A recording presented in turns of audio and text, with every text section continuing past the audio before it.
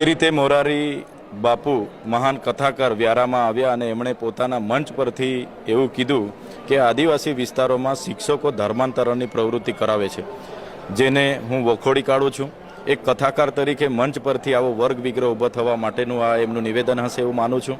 જો એમના પર આવા કોઈ પુરાવા હોય તો સરકારને અને જનતાને જાહેર કરે અને તો જ એના પર કાર્યવાહી સરકાર કરી શકે છે।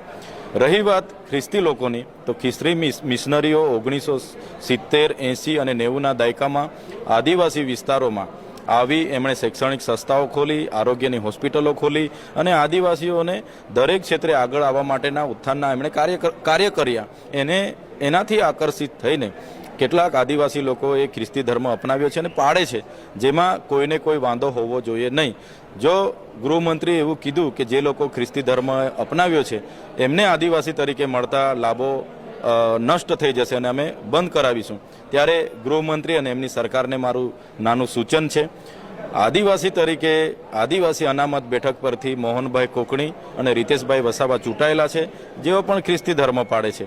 એટલે ખ્રિસ્તી ધર્મ પાળનારાઓ પર જ આ આદિવાસીનો કાયદો લાગુ નથી પડતો, પણ જે લોકો આદિવાસીમાંથી મુસ્લિમ બન્યા હોય, આદિવાસીમાંથી હિન્દુ બન્યા હોય, એમના પર પણ ધર્માંતરણનો કાયદો લાગુ થાય, ડીલિસ્ટિંગનો કાયદો લાગુ થાય એવી મારી માંગ છે।